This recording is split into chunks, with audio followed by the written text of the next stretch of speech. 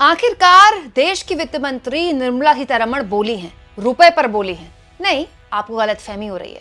अगर आपको ऐसा लगता है कि डॉलर के मुकाबले रुपया जिस तरह से रिकॉर्ड स्तर पे गिर रहा है, वित्त मंत्री इस पर बोली हैं, तो नहीं। वित्त मंत्री रुपए के सिंबल की पॉलिटिक्स पर बोली हैं। दोस्तों, इस वक्त देश की राजनीति में एक बहुत ही खतरनाक प्रयोग किया जा रहा है। एक ऐसा प्रयोग जो अगर लंबा खींचा तो बहुत बड़े बड़े जानकार बताते हैं कि राष्ट्रीय सुरक्षा को भी ये खतरा हो सकता है। दरअसल तमिलनाडु की सरकार डीएमके और एमके स्टालिन लगातार सरकार की जो नई शिक्षा नीति है उसमें 3 लैंग्वेज पॉलिसी है उसका विरोध कर रही है, ये कहते हुए कि ऐसा करके जो केंद्र की मोदी सरकार है वो तमिलनाडु पर हिंदी थोप रही है। और इसको लेकर जबरदस्त तरीके से वाद विवाद हाल के दिनों में लोकसभा के अंदर धर्मेंद्र प्रधान और डीएमके के सांसदों के बीच भी देखने को मिला।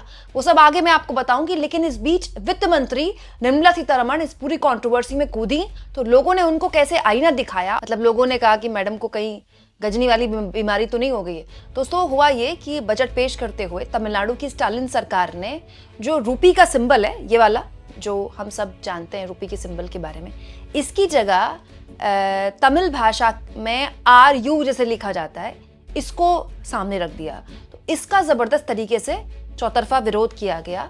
तमिलनाडु के बीजेपी के प्रदेश अध्यक्ष अन्नामलाई ने भी इसका विरोध किया और वित्त मंत्री निर्मला सीतारमण ने तो लंबा चौड़ा पोस्ट लिख दिया। इतना लंबा चौड़ा पोस्ट रुपए के सिंबल पर, रुपए के सिंबल पर वित्त मंत्री ने लिखते हुए कहा, वैसे तो उन्होंने बहुत सारी बातें बोली इसमें, और कहा कि ये जो रुपए का सिंबल है, रूपी जिसे हम बोलते हैं, रूपी का सिंबल है, ये दरअसल उदय कुमार द्वारा ही डिज़ाइन किया गया था, जो कि डीएमके के ही एमएलए थे। और ये जो रुपए का सिंबल है और रुपया शब्द है, रूपी जो शब्द है, ये रुपया शब्द का तमिल भाषा से बहुत खास जुड़ाव है बेसिकली। इसीलिए इसको चुना भी गया था क्योंकि एक नेशनल इंटीग्रेशन की भावना को ये बढ़ावा देता है। इसको लेकर वित्त मंत्री ने आलोचना की एमके स्टालिन की कि रूपी के सिंबल को आप चेंज करके तमिलनाडु में बजट पेश करते हुए अगर उसको तमिल भाषा में रख देते हैं तो ये आप खालिस पॉलिटिक्स कर रहे हैं इसको लेकर। यही नहीं, वित्त मंत्री के हिसाब से ये इंडियन यूनिटी को भी प्रमोट नहीं करता है। देखिए, वित्त मंत्री ने अपने पूरे के पूरे लंबे चौड़े स्टेटमेंट के आखिरी हिस्से में लिखा है, ये महज प्रतीकात्मक से कहीं ज्यादा अधिक है। ये एक खतरनाक मानसिकता का संकेत है जो भारतीय एकता को कमजोर करती है और क्षेत्रीय गौरव के बहाने अलगाववादी भावनाओं को बढ़ावा देती है। भाषा और क्षेत्रीय अंधभक्ति का ये एक बिल्कुल ही टालने वाला योग्य उदाहरण है। मतलब नेशनल इंटीग्रेशन की भावना कमजोर होती है इस तरह के फैसले लेकर, इस तरह के कदम उठाकर, ये कहना है वित्त मंत्री निर्मला सीतारमण का। और ये कहकर उन्होंने एमके स्टालिन का विरोध किया कि आप रूपी की सिंबल को तमिल भाषा से अगर आप उसको चेंज करने की कोशिश करते हैं तो आप भारत की तरह से एकता और अखंडता पर एक तरह से कुठाराघात कर रहे हैं। दोस्तों, अब बात यह है कि वित्त मंत्री ने बात तो वैसे सही बोली गलत बोली इसका आकलन तो आप ही कीजिएगा, लेकिन अजीब बात है कि वित्त मंत्री को 2017 में ये बात पता नहीं थी क्या। दोस्तों, ये है वित्त मंत्री निर्मला सीतारमण के पुराने ट्वीट्स 2017 के। 2017 में जब वित्त मंत्री नहीं थी निर्मला सीतारमण, तब देखिए उन्होंने इस तरह के सिंबल का खुद इस्तेमाल किया था 2017 में। और याद रखें, मैं आपको एक और बात बता दूं, ये जो सिंबल है ये डॉक्टर मनमोहन सिंह सरकार द्वारा ही अडॉप्ट कर लिया गया था। तो ऐसा भी नहीं है कि ये सिंबल इस सरकार ने अडॉप्ट किया है। तो 2017 में आप सिलसिलेवार तरीके से देखिए, जब जीएसटी की बात कर रही थी निर्मला सीतारमण तो इसी सिंबल का इस्तेमाल कर रही थी। तो तब वो क्या नेशनल इंटीग्रेशन पर कुठाराघात कर रही थी? क्या वो क्षेत्रीय अंधभक्ति को बढ़ावा दे रही थी? अब दोस्तों, सोशल मीडिया का तहखाना ऐसा है कि यहाँ पर किसी के लिए कुछ भी निकल जाता है। आप तो जानते ही सोशल मीडिया में कुछ पुराना तो होता नहीं है। तो लोगों ने वित्त मंत्री को याद दिलाना शुरू कर दिया कि भाई वित्त मंत्री निर्मला सीतारमण 2017 में खुद क्यों प्रमोट कर रही थी इस तरह के सिंबल।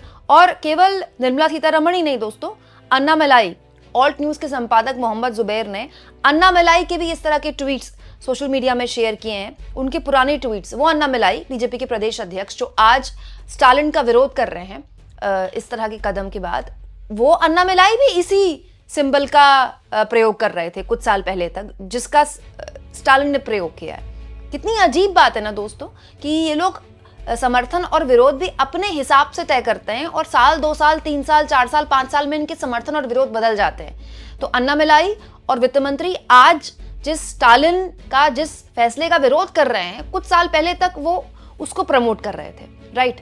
दूसरी और सबसे महत्वपूर्ण बात दोस्तों, दरअसल एमके स्टालिन आने वाले तमिलनाडु के विधानसभा चुनाव की तैयारी कर रहे हैं और वो ये चाहते हैं कि इसी मुद्दे पर चुनाव हो, डिलिमिटेशन और तमिल भाषा पर। और साउथ के राज्यों में दोस्तों, खास तौर पर तमिलनाडु जैसे राज्य में जो भाषाई अस्मिता है बहुत गहरी है। बड़े बड़े आंदोलन हुए हैं इस नाम पर। हमारे देश में दोस्तों भाषा के नाम पर तो राज्यों का निर्माण हुआ है। तेलंगाना जो सबसे युवा राज्य है वो भाषा के आधार पर ही बना है और भाषा के आधार पर बहुत बड़े आंदोलन भी हो चुके हैं, बहुत पॉलिटिक्स भी हो चुकी है और देश ने एक पूरा दौर देखा है अस्थिरता का। अच्छी बात यह है कि देश अब उससे आगे निकल चुका है। अब देखिए साउथ के बड़े बड़े स्टार्स की फिल्में हिंदी पट्टी पर चल रही हैं। अल्लू अर्जुन की फिल्में आज से 5 साल पहले, आज से 10 साल पहले कौन जानता था अल्लू अर्जुन को, कौन जानता था प्रभास को।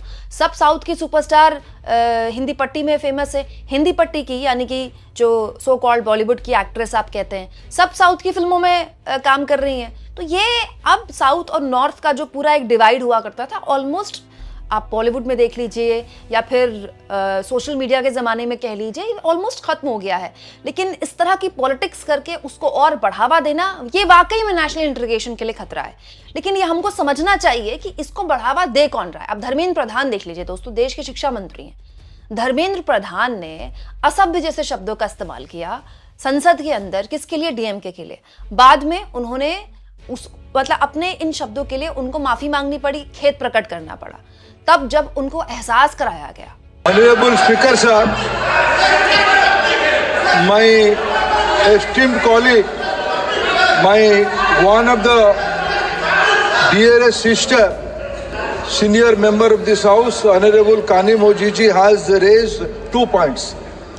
On one point she raised, I mentioned a word which I should not use regarding on the members of my Tamil Nadu, on the government of Tamil Nadu and people of Tamil Nadu. Let us not mix. I am not. Let me first withdraw my word. If it hurts my word to anybody, I withdraw my words. I don't have an issue on that. अब दोस्तों social media का जमाना है, धर्मेंद्र प्रधान माफी मांग सकते हैं, लेकिन एमके स्टालिन तो लगातार इस मुद्दे को सोशल मीडिया में और तमिलनाडु के बीच उठाते रहेंगे।